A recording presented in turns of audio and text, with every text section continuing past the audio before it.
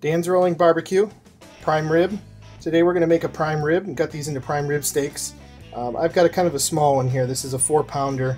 Probably get 4 good prime rib steaks out of it. I'm actually going to cut it into a couple of steaks and chop the rest up into strips for some sandwiches. First thing we're going to do is we're going to put some Worcestershire sauce on it. Just enough to get it wet. And that'll hold our rub on there and give it a little bit of flavor. All you really do is just pour it all over it. I like to put a lot on. It's a 12-ounce bottle. I just really kind of got a little bit off the top here. I'll let the bottom get some on there as well. And then a Montreal rub is really good on this.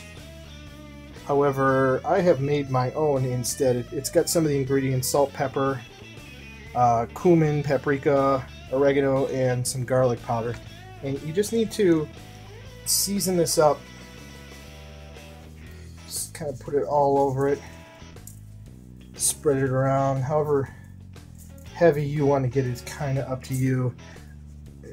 Keep in mind we're not doing any pork shoulder or anything like that, so you don't really have to go for the bark or anything. This is just going to be nice seasoning on your prime rib. And I'm actually gonna go ahead and get some on the bottom.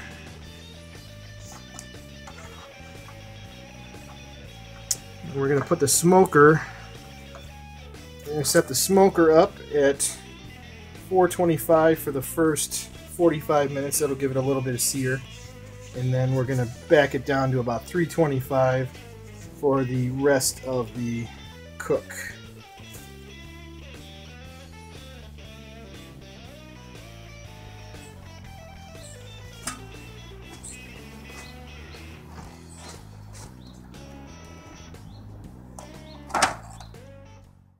Alright, we've got the smoker all warmed up. It's at 425. We're going to put the prime rib right on top here. I've got my monitoring equipment, my Maverick, all set up. And we're going to let this go for about 45 minutes at 425. After that, we're going to back it down to 325 for the remainder of the cook, which I'm expecting to take somewhere between 90 minutes and 2 hours. Now remember, depending on how large your prime rib cut is, it's going to take a little bit longer. Usually about 20 minutes per pound is kind of the average on that. Alright, just about 3 hours later and our prime rib is done. We're at 135 degrees internal. We're going to get this off of the smoker. We're going to take it inside, foil it, let it rest.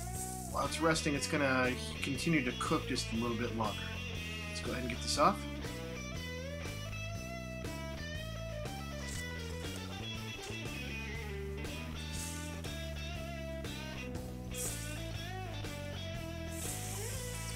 Smells good.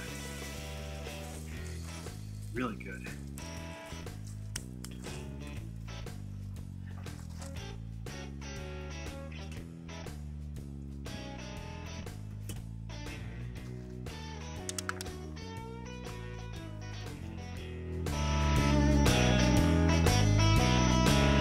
All right, we are just about 3 hours into our cook here. This is done for now. We're going to wrap it up in foil and let it continue to cook. Again, internal temperature is kind of based on what your own personal preference for any kind of a steak. If you like it medium rare, take it to the medium rare temperature. There's plenty of meat temperature guides out there on the internet. I'm gonna defer to the experts on that one, but generally, if you like a medium well, right around 145, so you want to take it off the grill, 135, and then that's going to get you, after it's done cooking more wrapped in the foil, it's going to just keep on breaking down all the fats. It's going to juicing right up, and it's going to cook right to where you want it. Now what I'm going to do is I'm going to stick a meat probe right in it, right into the guts of the meat, and I'm going to go ahead and monitor this while it continues to cook inside of that foil. Probably going to let it rest in the foil for a good 30 minutes. I don't think we'll need any more than that to hit the target temperature that we're really looking for. I myself, I'm going for a medium, so we took it off the smoker at 130. We're going to take it to, somewhere between 137 and 140. Now, a lot of people out there, medium rare. That's the cut of choice for prime rib steaks. Consult with your favorite meat temp, but you're going to be looking at about 20 degrees cooler than that. So, remember to take it off your smoker, 10 degrees less than where you want it, and then wrap it up in foil, stick a meat probe in it, and let it do its thing for about 30 minutes.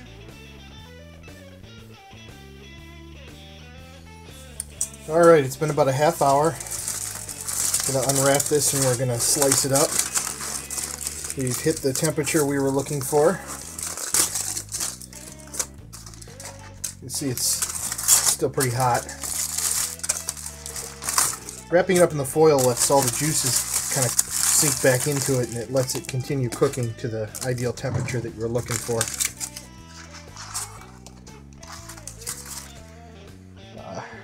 Be careful with your juices.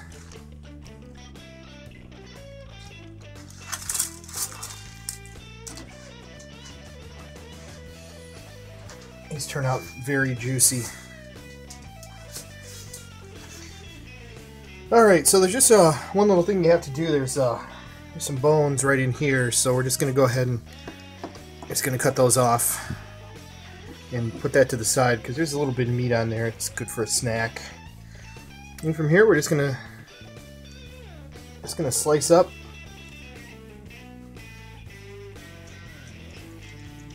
some steaks.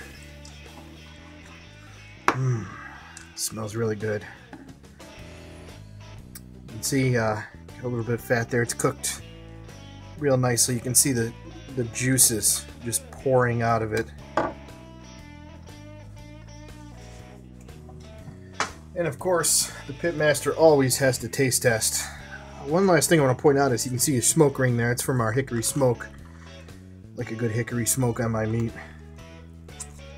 Go ahead and cut a piece off.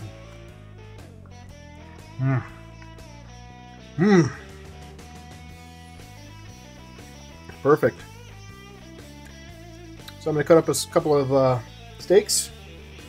And I think I'm going to take the rest and make some sandwiches. You can get some au jus, some French bread, make yourself a nice sandwich, and that's it. That's prime rib. Dan's Rolling Barbecue.